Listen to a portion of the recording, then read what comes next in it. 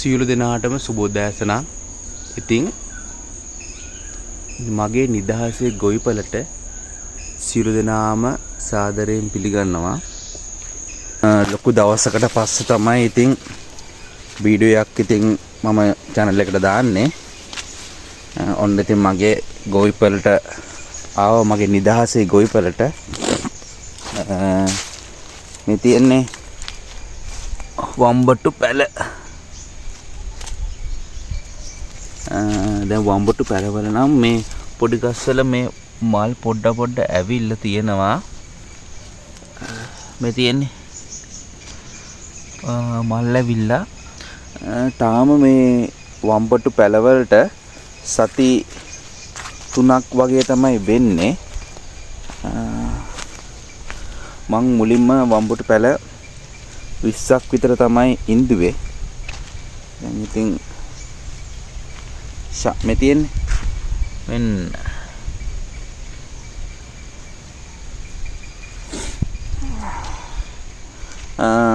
සති දෙකේ පොහොර එකත් මේ වම්බටු පැලවලට මම දැම්මා.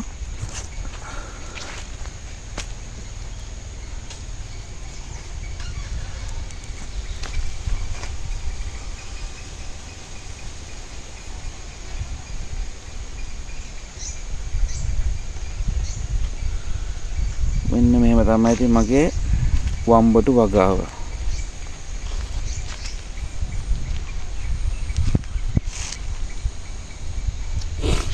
මේ තියෙන්නේ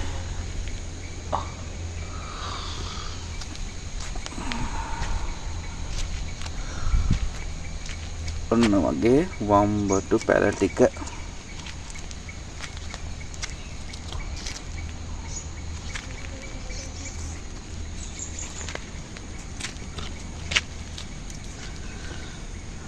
හරි, අපි දැන් යන් අපේ දයිය මිරිස් වගාව බලන්න.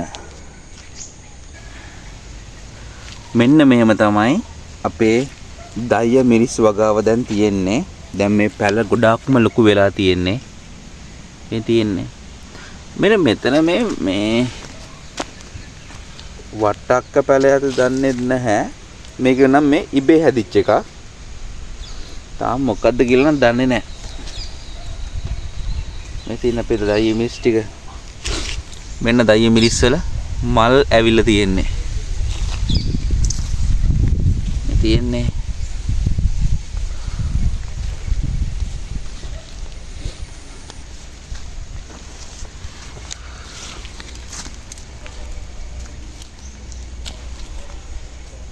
දයිය මිරිස් වගාව.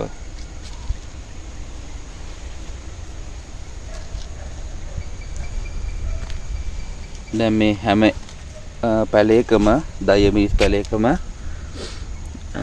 මල් ඇවිල්ලා තියෙන්නේ.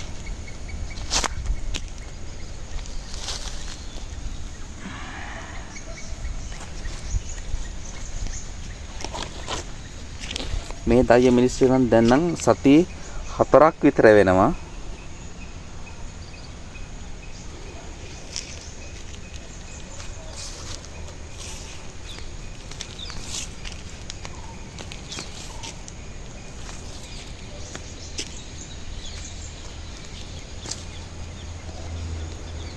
ඉතින් උදේම දැන් නම් උදේ වෙලාව 6 විතර වෙලා තියෙන්නේ. උදේම මේ නිදහසේ ගොවිපලට ආවට පස්සේ මාරම නිදහසක් සතුටක් තමයි අපිට දැනෙන්නේ. ඉතින් දැන් නම් මේ ටික මේ බැද්ද වෙවිලා තියෙන්නේ. ඊයේත් ටිකක් සුද්ධ කරා. අදත් ඉතින් ටිකක් සුද්ධ කරන්න ඕන.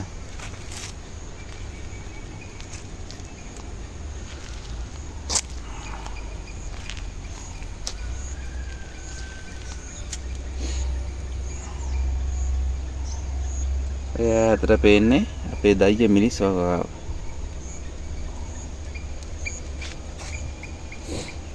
අපේ කෙසෙල් ගසුත් දැන් ටික ලොකු වෙනවා. දැක්කද කෙසෙල් ටික?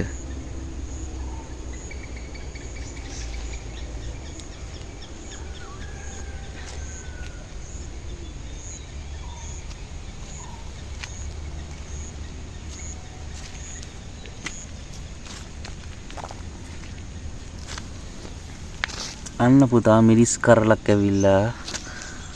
මේ තියෙන්නේ මිරිස් කරලක් ඇවිල්ලා. අන්න මිරිස් කරලක් ඇවිල්ලා තියෙනවා.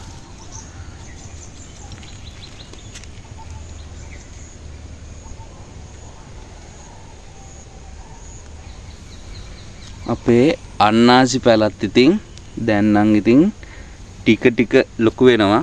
ලබන සතිය අන්නාසි වලට පොර දානවා. ඊට පස්සේ මම හිතනවා මේ තියෙන්නේ අන්නාසි පැල ටිකත් ඉතින් දැන් ලොකු වෙලා අපේ නිදහසේ ගොවිපලේ. දැන් මම හිතන් ඉන්නවා අනෝද පැල ටිකකුයි තව පළතුරු ටිකක් මේකේ දාන්න ඕන.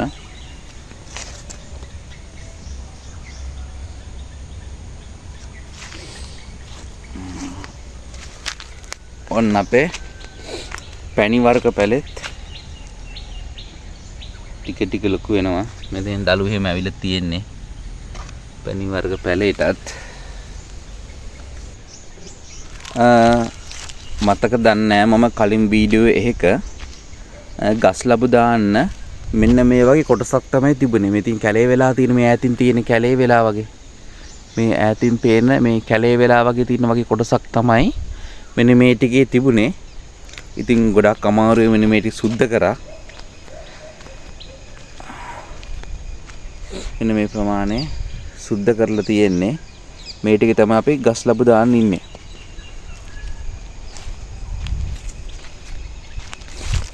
බිම හදලා තියෙන්නේ.